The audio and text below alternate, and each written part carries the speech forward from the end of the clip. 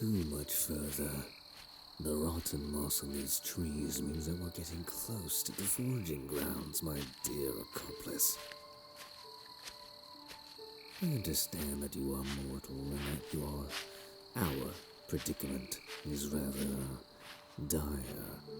But patience, it is a virtue that I hold dear to me. We're looking for a great many things. Such as this. Remember what I taught you back at the inn? Oh dear, you've forgotten already, have you? And to think that you might have been listening to my words and not dozing off during my teachings. Nevertheless, this is patch blight moss. Applied to wounds directly after being dried, it serves as a perfect way to clot bleeding and pull together wounds without stitches. No fun in that, but quite efficient, I must admit. Soaking these lovely little morsels in a blend of wispweed and white arleniums will give the patches an antibacterial effect. Combined with some of my own magic, they'll be necessary in keeping your wound on the mend during our travels. Do you listen to anything that I have to say, accomplice? We're heading towards the ruins of Arlington Monastery. Terrible place, disgusting even. It reeks of holy magic left behind by the priests who sanctified the grounds a century or so ago. Back when the Blackwater Archipelago was still in one piece, more or less. It was once a lovely place, I'm sure.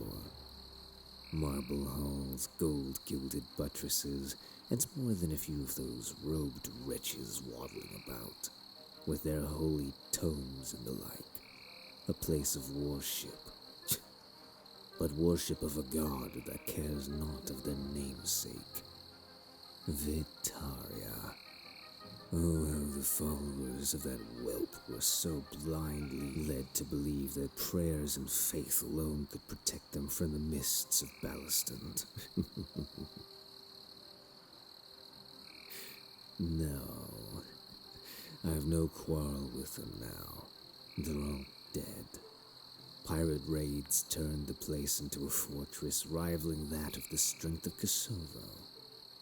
Then the grounds were soaked with the blood of Grenflurians due to their campaign from the east, trying to quell the pirate rebellions. It was all ended when Anvil and their raiders torched the place to the ground. Even now, I'm sure that Grenflurian skeletons hang from the chains at the gates where they'd been executed so long ago. I know more than of medicine, accomplice.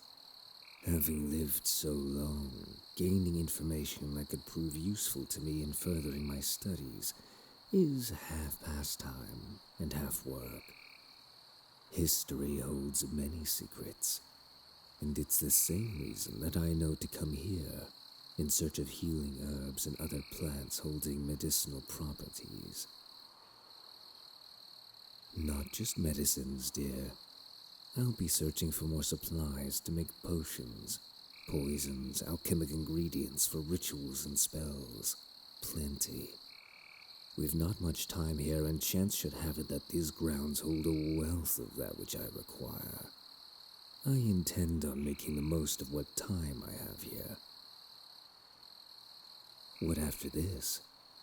After this, we will need to make way towards Whiplash Wharf. I'm sure that you've heard of it. Of course. The bottomless barrel of the Blackwaters. A place teeming with so much liquor that it'd make even a dwarf of the Nordlands gag at the mere scent of the place. We're heading there because it's closest to our next destination, and I believe that it'll be one of the last times that we're able to rest for more than a fleeting hour or a cautious night. The wharf is safe as it is, somewhat neutral ground. Nearly everyone in the archipelago desires nothing more than coin in their purse and a stiff drink waiting to be poured down their throats. To destroy the wharf would be to bring an end to the drunken songs of the sea. They've many distilleries and have spent generations perfecting their craft. I do not respect the thought of filling the seas with liquor as their forefathers and those before them wished to do. But I do respect their attention to detail, working with what little resources they had after the cracking of Theramis. One can only assume that they are geniuses in their respective profession of making liquor. I'm no stranger to good drink. I just prefer more alternative methods of relaxation. We needn't get into those, accomplice. Now, from Whiplash we shall make way north to Safe Haven, which, despite its namesake, is not safe in the slightest, but it is where we'll need to go in order to charter a ferry from there to our final destination, Hurricane Harbor. Once we've made port and resupplied ourselves, we can finally make way to my old home in the mountains south of Castle Elwind. Well, the reason that I chose that place in particular is because, if I'm to be honest, it was magnificent.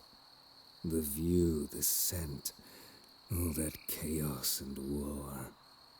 The mayhem and death that followed after every failed attempt to raid the castle, owned by vagrant knights and dishonored soldiers of the former Grenflurian campaigns.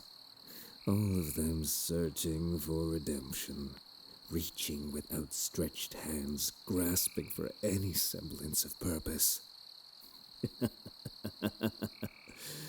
The death and rot, the bodies to harvest.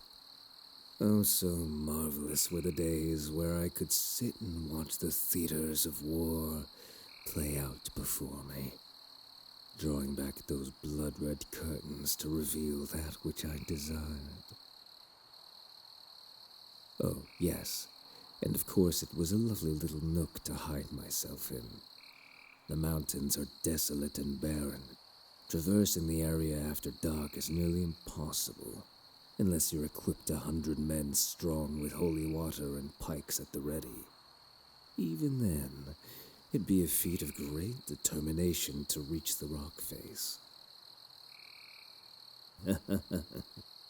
Because I'm the one that created those lovely little creatures that stalk the cliff sides of Elwind, my dear accomplice. They'll welcome us with open arms, I assure you, and ward off any potential tales that may have stalked us from the harbor. This would appear to be the last thing that I'll require, for now, at least. We're just reaching the outskirts of the Arlington ruins now. There will be more that you will help me harvest. Oh, and what? Will you have me bending over and wrecking my poor back foraging for all these morsels of the earth on my lonesome? Fear not. Only a few more things and I know the perfect place to spend the night. I've a feeling that we won't have enough daylight to make it back to town safely before the moon rises. Now come along, pet. My pack is only half full, and I shan't leave before I've had my fill. Oh, how I wish you'd have listened to my lectures while we were in town. There's a garden patch over there from some ill-fated farmer. Search the area for rosemary, thyme, and glasswort. I know that you are at least knowledgeable on these. Oh, don't you worry. I've use for them. And you shall see soon enough what I have in store for you, my dear.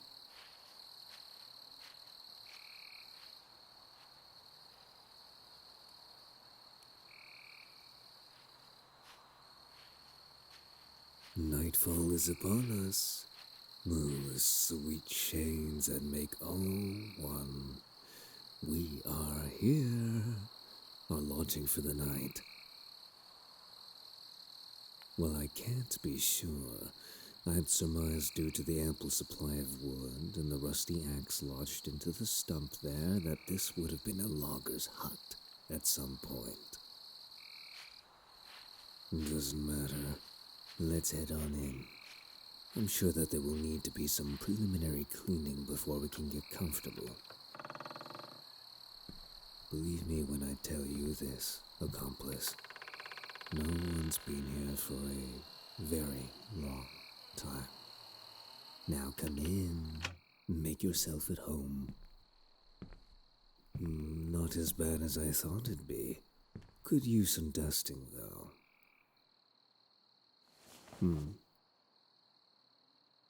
Oh, I'm not worried about being found. This far from town? Let them come. I could use more materials if they're so keen on donating to my research. I suppose we could try to be peaceful. But where would be the fun in that? The progress? Ignis. This should do. The nights are cold in this forest, I think. Are you hungry? Good. I went a ways out to find some fresh game for supper while we were separated during the forage. For tonight, a little rabbit. Suppose it wasn't fast enough, but we need to eat, accomplice. You're right. Perhaps by we, I mean you. Still, a wonderful little meal you'll have tonight. Potatoes, some wild garlic and onions. Oh, and that rosemary, thyme, and glasswort I asked you to fetch for me. You did get some, didn't you? Oh, I just knew that you wouldn't let me down. Such a good little thing you are for me. Well, I'll get to work. You dust things off and try your best to make the place comfortable. No need. We'll only be spending the night here anyways. You wish to ask me some questions? Accomplice. You know that I'll always make time for you in those pretty eyes of yours. Ask away. Where am I from? Oh, don't be so boring, dear. Ask me something interesting, like how to properly extract a clavicle without ruining the soft tissues surrounding the...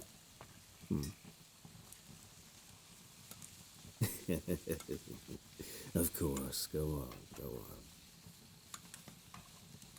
My interests in the medical arts. Well, you already know I've always been keen on healing. But I suppose it all started when I began to see the beginnings of the crackening, the breaking death of Theramis' hold. I knew it was coming, and I sought to prepare myself, to acquire knowledge, proof, and warn others of the coming turmoil, the devastation. But my studies led me down dark paths and through thick and unending fog. Black magics, blood arts. My own flesh torn asunder and riddled with my piety and belief in the good that could be. I was ignored, as so many others were, and though cast out from my academy, I still persevered, still clung to the hope that I'd be able to change something, to prevent something. When the crackening of Theramis finally came to fruition, I'd already become learned in the ways of the mists, of cures and remedies deemed too perilous or unsuitable and unethical to be used on sentient life. From there, when the skies turned black and the seas themselves roiled dashing corpses upon Ballaston's rocky shores, I knew that I was needed, that there was an entire new world of death for me to explore, to love, to learn from. I still recount the day that I heard the sound of the arcane seals and Theralis tearing themselves to pieces. The agonized cries of thousands. The ground beneath me pulling me deeper into my fervent praise of that destruction I'd warned circa Eternum of. What I'd sought to prevent had become my savior. No, I am no Blackstone worshipper accomplice. Why? Well, what would I have left to learn if all was naught but bone, rubble, and ash? You can't dissect ashes, you know. I would if I could. You seem frightened by my response. I assure you, if I sought to bring harm to the world as we know it, I would have. But to destroy is so much easier than to heal, to repair, to give birth unto new ideals and ways of seeing the universe. Death opened my eyes, and in time death will close them. But not yet, not tonight. Tonight I will live as mortals do, breathe as mortals do, and offer my companionship during my time with you. Your meal is nearly ready. After this, I'd humbly recommend that you get some shut-eye. The journey back to town will be hard enough, and we still have to get to Whiplash Wharf afterwards, which will be a struggle in its own right. For dinner, boiled and seared potatoes and minced wild onions with a simple garlic and thyme infusion. To complement the flavors available, a rosemary sauce salted with powdered glasswort. My only regret is I had no red wine that I could have deglazed to make a proper sauce with, nor the necessary butter. I used to eat and cook quite well if I could be so arrogant. Why am I being so caring? Well, because, it's not just because of our deal. Far more than that. More than I'd care to explain. Accomplice, I must admit that I'm taken aback by your forwardness.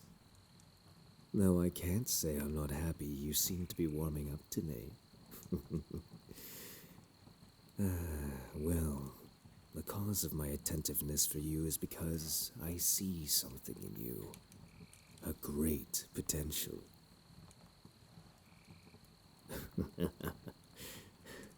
Perhaps it is rather pedestrian. Regardless, I see in you something strange. Perhaps I'm comforted by the warmth and humanity I find in you. To know that a creature such as you can exist in a place as cold and dark as the Blackwater Archipelago stirs something within me. Something that I haven't known for a very, very long time. Is there more to it? Perhaps. But I feel that there's no necessity in telling you everything I feel at the moment. You know, I could just be luring you to my lair to take those eyes that I love so much. Perhaps a finger on our travels, a liver in your sleep. Anything to add to my collection.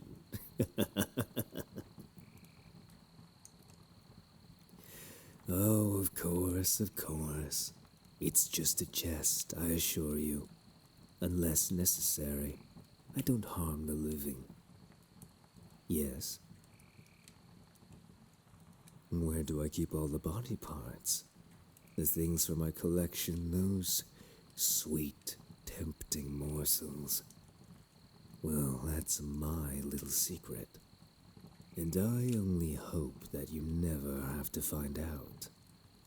But, alas, you should finish your meal and rest. I must go gather more supplies for our travels and keep an eye out for things that may wish to bring us harm. Yes, right now. The sooner I leave, the sooner that I'll return. And I can't be leaving my dear accomplice all on their lonesome for too long, can I? Enjoy the food. I'll be back before sunrise.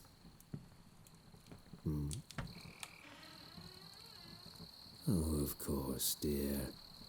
You're welcome.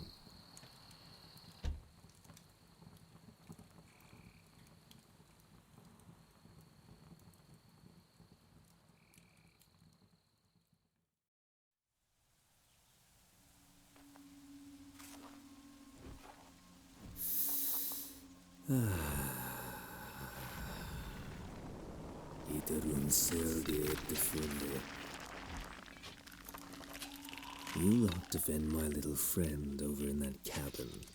I won't be too long.